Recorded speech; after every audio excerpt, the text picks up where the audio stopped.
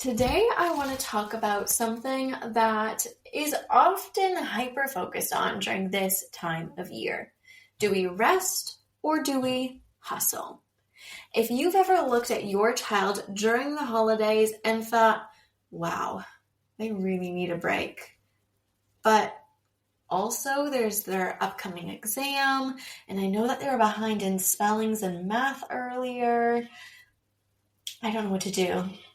This episode, my friends, is for you because as parents, you walk the impossible tightrope between wanting them to have rest and worry-free time and playfulness during their breaks, but also knowing that we need to balance it with readiness and make sure that they're not slipping behind. And if you're still not sure if this episode is for you, but your Google search says something along the lines of how to help my child over the holidays, or your Instagram feed is all about parenting during the holidays and that tricky balance between rest and play, I invite you to take a moment to acknowledge those worries, but send them on their way. Here, we don't do guilt. We do science, strategy, and a little bit of parental sanity. If this sounds like a space that you want to be part of, take a second to follow or subscribe wherever you're listening. Today, we're going to be talking about the newest 2025 research that shows us that rest doesn't have to be in opposition to learning. In fact, it's part of it. And by the end of this episode, you'll have 3 science-backed ways to help your child recharge their brain without any pressure or stress so they get the best of both worlds.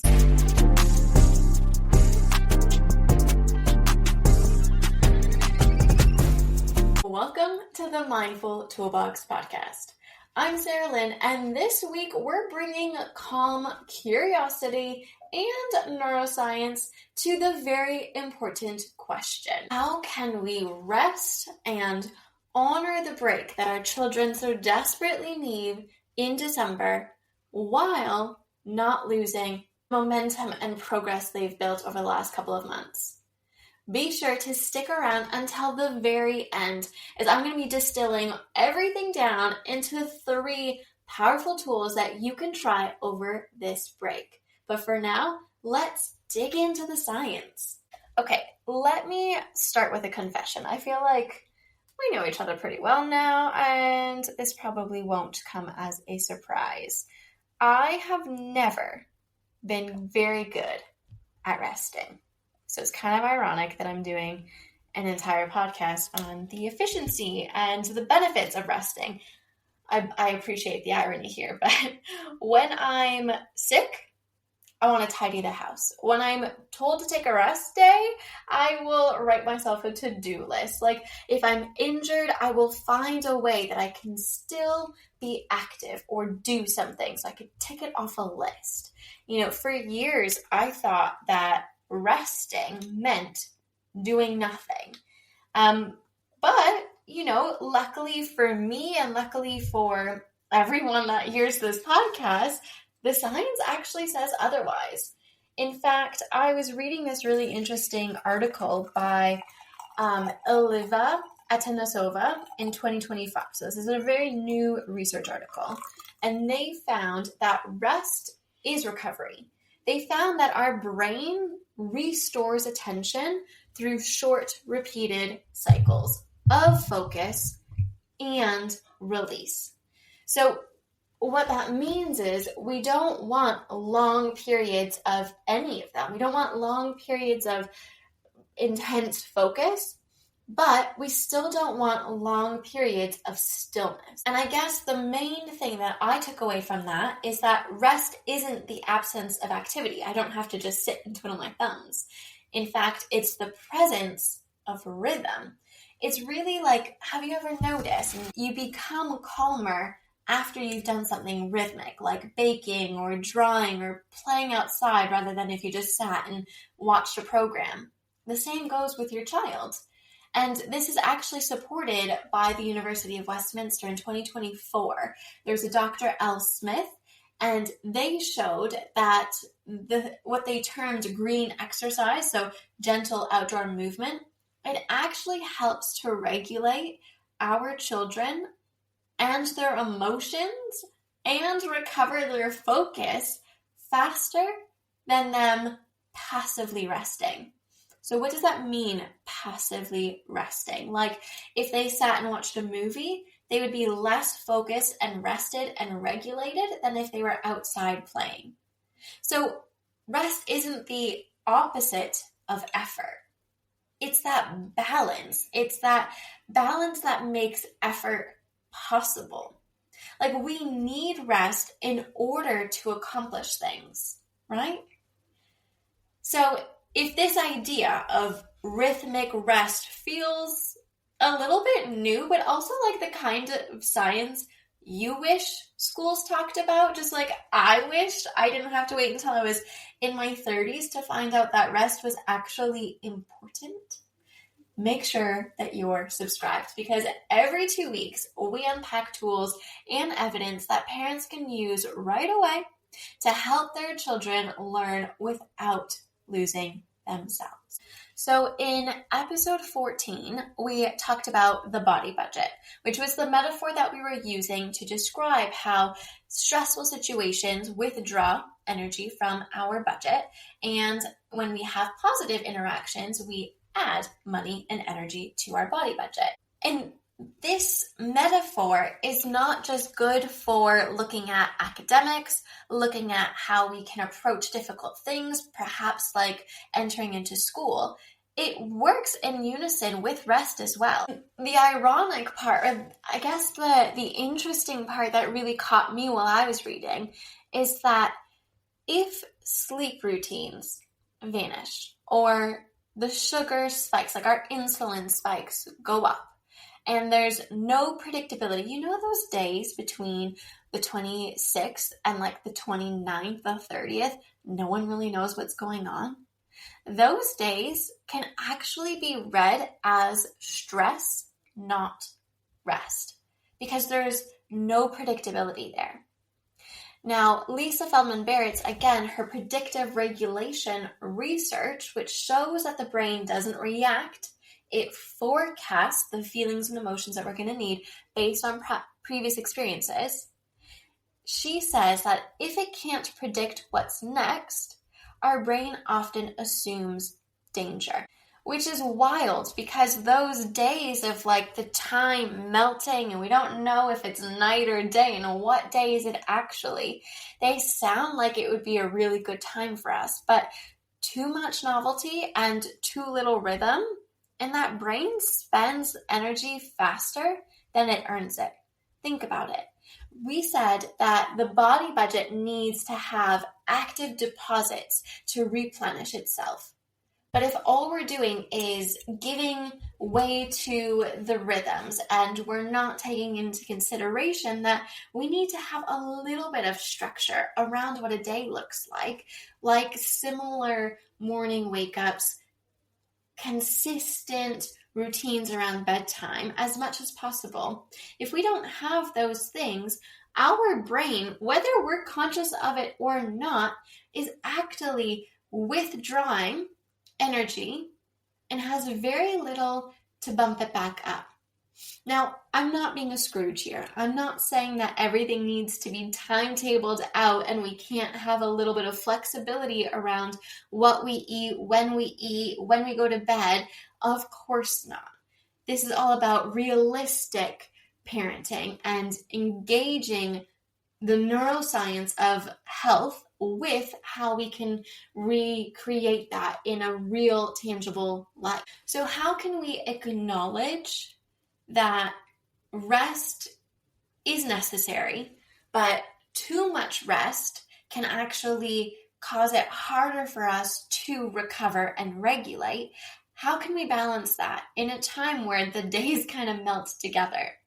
Well, start small rituals like a hot chocolate at the same time every evening, or a bedtime that shifts but only slightly and stays consistent, or morning light movement, or standing or going for a walk in the mornings together. These small micro shifts in routine, in structure, that becomes powerful stabilizers for the nervous system. Because even though our routine is different than what it was, we've still given a little bit of structure. In fact, C. Lawrence found that the UK families who kept predictable meal and sleep rhythms over the holidays actually had smoother January transitions and fewer anxiety spikes. So no, we don't have to keep the school timetable or wake up at 6 a.m., 7 a.m., even during the holidays. That's not what I'm saying. But we need to acknowledge that our brains thrive when there's a little bit of predictability, especially if your child already has a propensity towards that anxious self. Giving them a little bit of a rhythm that's predictable, it can really help their nervous system, but also rebuild that body bank so much faster than letting all rhythm, all routine go by the wayside and just letting them be horizontal for the entire week. The reason why I talk about being horizontal when we're talking about rest is because stillness comes hand in hand when someone says the word rest. We need to remember that movement is medicine. Pareño and al. In 2025 found that short bouts of bilateral movement, we've talked about bilateral movement here, things like walking, dancing, drumming, things that engage both sides of the body, they restore not only working memory, which is what we've talked about, but attention as well. And it does so faster than quiet rest. So when that body is moving rhythmically, the brain reconnects both sides of the hemisphere. That's what Bruce Perry calls pattern regulation. It's what we've been talking about. So your child's study break this holiday might be kicking a football for 10 minutes outside or walking to the shop with music in their ears. What? How is that revision? How's that study? It's not avoidance. It's actually active restoration. You see, our brain is processing things behind our consciousness, like below our level of consciousness. So all of those bilateral movement breaks are actually helping their brain to connect both sides. James and Wood at the University of York found that creative recovery, so things like singing and painting and baking, these improve things like belonging and emotional safety for children who are recovering from stress. So if your child has had a really stressful first term and you know that they're needing a lot of rest, lean in to those creative activities. Encourage it. If they're spending hours painting or playing guitar, we need to know that that's not procrastination. If you've timetabled them some time to revise and they pick up their guitar instead, it's actually active repair. Now, I understand that there's a time and place for actually timetabled revision, but in the holidays, we want to allow their brain to recover. But if we want to dive in to what I read in every single study about rest and recovery during the holidays, there's one factor that stands above all the rest, and that is sleep. Sleep is the best revision strategy that you will never find on a school poster. And that begs to question, why not? The Journal of Sleep Research, there was an article by Schlarb in 2025, I think it was May 2025, and they call sleep the single best modulator of learning readiness. But here's the catch. Holiday sleep chaos delays recovery. So when bedtimes shift too much, I'm talking hours too much, not minutes too much. When bedtime shift by hours, the brain's default mode network, so the part that consolidates our memories, like our our hippocampus, their memory-saving elephant, it takes longer to reboot when we actually need it. It kind of like gets murky. Like it's like walking through mud. We don't need to stick to a strict bedtime, but we just need to acknowledge that when we make a shift, it kind of needs to fall into a new rhythm. Because again, our brain, it loves predictability more than it loves perfection. It allows us to create that feedback loop that we know, that we feel comfortable with. So we can aim for steady sleep. It doesn't have to be identical, but steady sleep.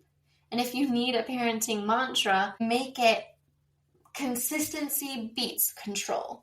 We don't want to put large parameters around when they can go to sleep, when they can wake up. I understand it's holidays and things will ebb and flow, but if we can make things rhythmic, whether it's the amount of sleep that they get, or it's that we're going to shift their bedtime for the next 2 weeks by 45 minutes. It's about finding that rhythm that works for you and your family, like that flow.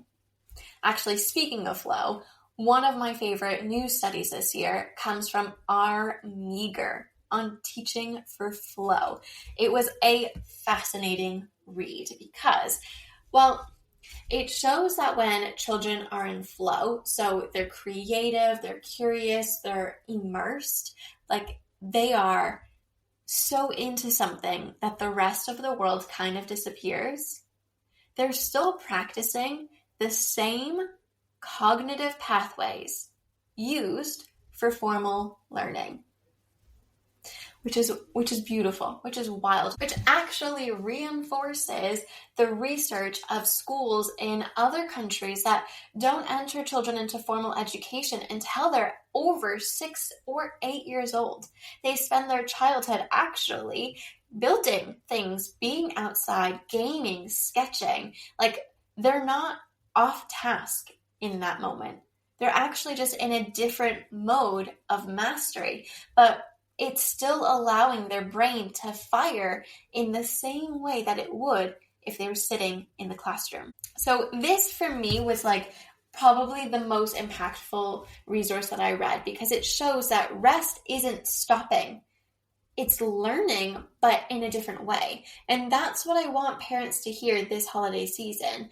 Ultimately, I understand that there's a worry that we're going to lose progress if we take our foot off the gas. It's what we've been told. It's what society has created, not only for us as adults or business owners or people working within businesses, you know, that push for the last 90 days or hit strong January, like hit January strong.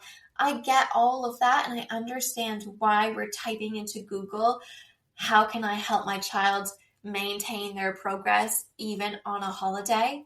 But I really, really hope that, like my own view of rest has been altered, I really hope that the science that I've shared with you today shows that we're not looking for the rest that's so extreme that it means that we actually are just horizontal and all of our days melt into one and we have no structure.